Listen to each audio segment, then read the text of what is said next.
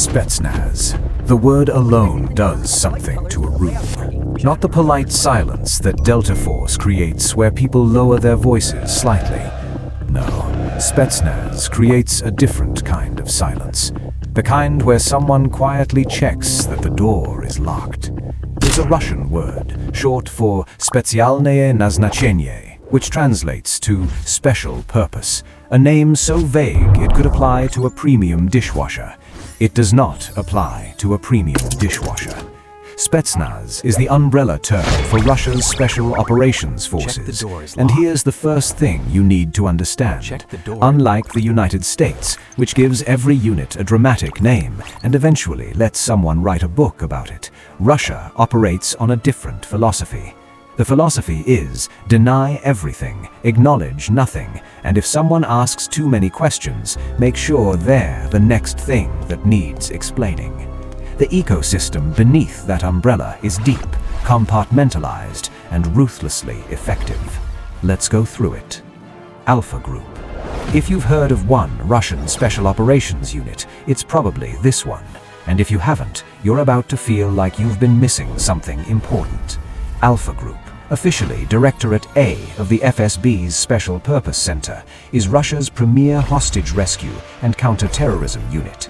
Founded in 1974 under the KGB, which tells you everything you need to know about its institutional DNA. Here's a fun fact. Alpha Group was created directly because of the 1972 Munich Olympics massacre, the same event that convinced Israel to create its own elite counterterrorism apparatus.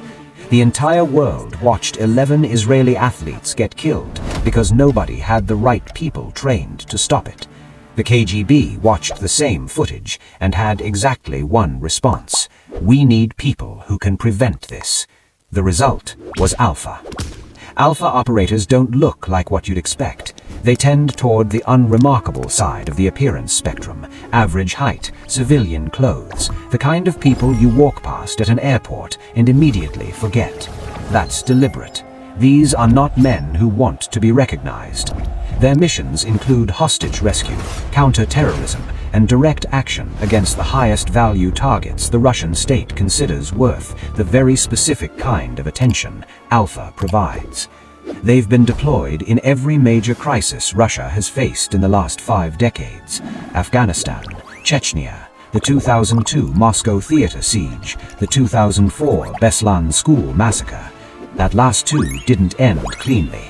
But that's the thing about counter-terrorism. Clean endings are the exception, not the rule, and Alpha showed up anyway.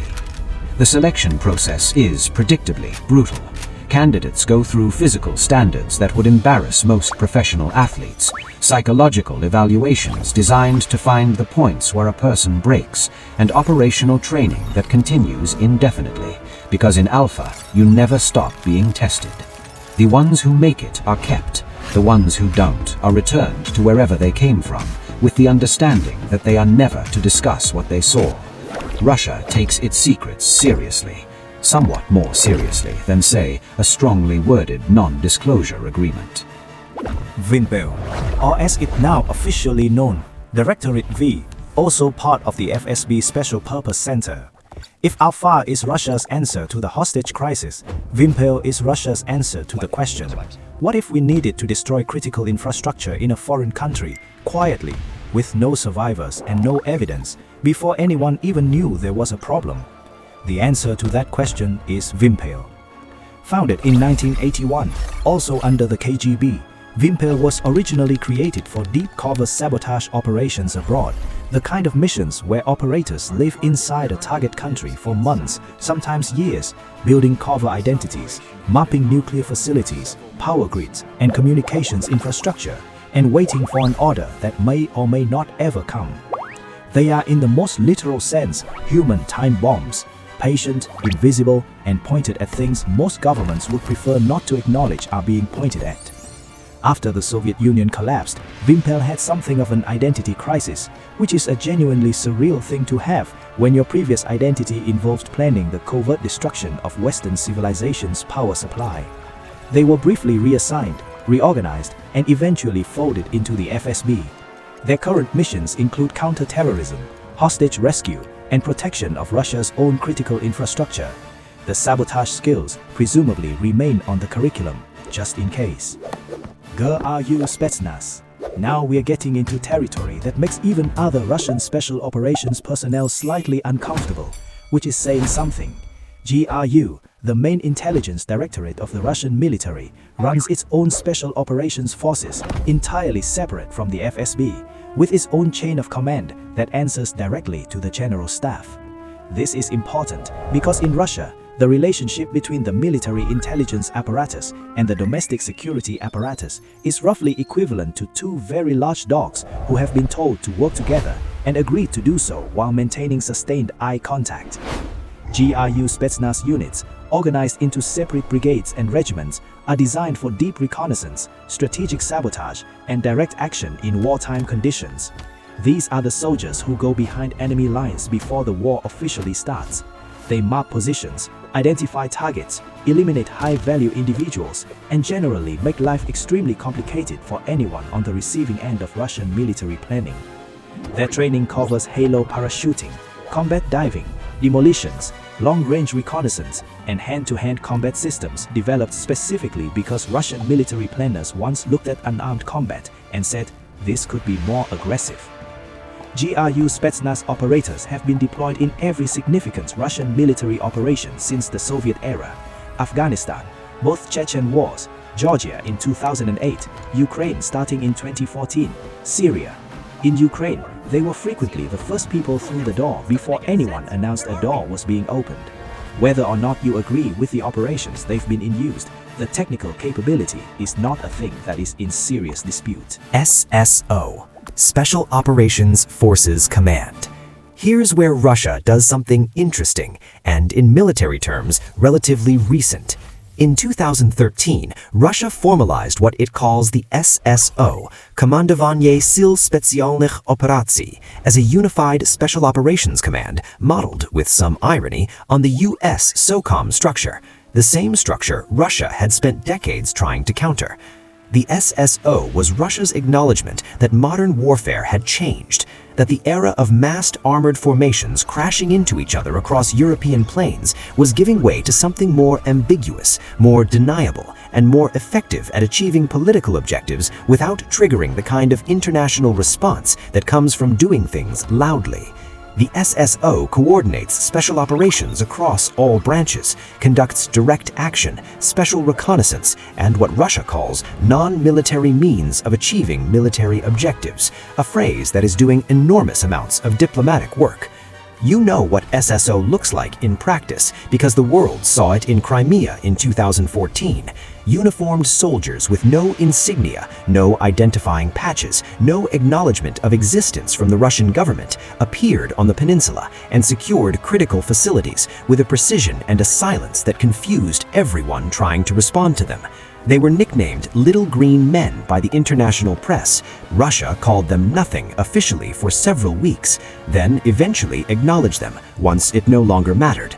The SSO does not give press conferences. The SSO does not do podcasts. The SSO is completely fine with you not knowing what it is, and it will remain completely fine with this indefinitely.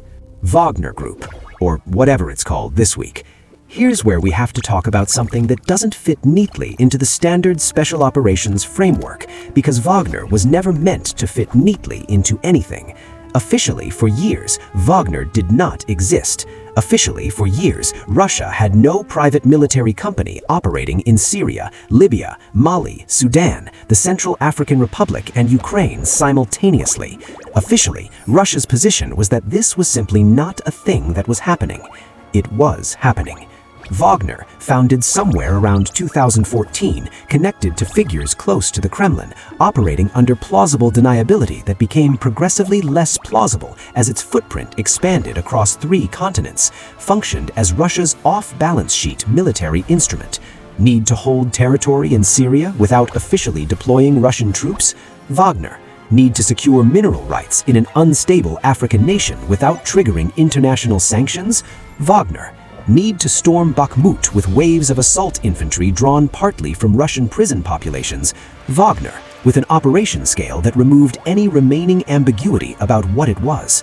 Wagner operators included genuine special operations veterans, former GRU Spetsnaz, former FSB, alongside conventional soldiers, and in later years in Ukraine, convicts recruited directly from Russian prisons with the promise of freedom in exchange for 6 months of frontline service. This is not, to be clear, a standard human resources model. It is extremely Russian. The tactical results were mixed. The strategic utility was undeniable.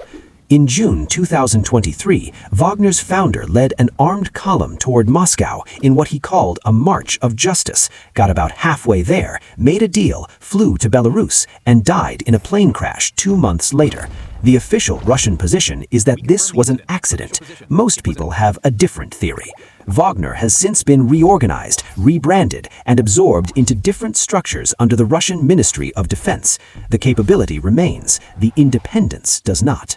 Russia's special operations ecosystem is not a clean, well-documented organization chart. It's a layered, compartmentalized, deliberately opaque structure where units overlap, compete, and occasionally contradict each other, all operating under the same fundamental doctrine: achieve the objective, leave no traceable fingerprints, and if anyone asks, you were never there. The Americans have the Night Stalkers. The Russians have pilots who will fly missions that appear in no official record. The Americans have PSYOP units who drop leaflets and run influence campaigns. Russia has the Internet Research Agency, troll farms, and information operations that run continuously in peacetime, aimed at every democratic election they find interesting, which is all of them. The Americans build their special operations forces on institutional memory, documented doctrine, and a pipeline that takes years. Russia builds on a culture that has been selecting for this kind of person since the Tsar was still issuing the orders. Right now, tonight, somewhere in a country whose government has not announced the presence of Russian special operations personnel, there are Russian special operations personnel. They are not there. If you found this unsettling in a way you'd like to continue experiencing, subscribe. Next time, we go inside the unit that even other Spetsnaz operators speak about carefully, the one Russia still hasn't officially acknowledged.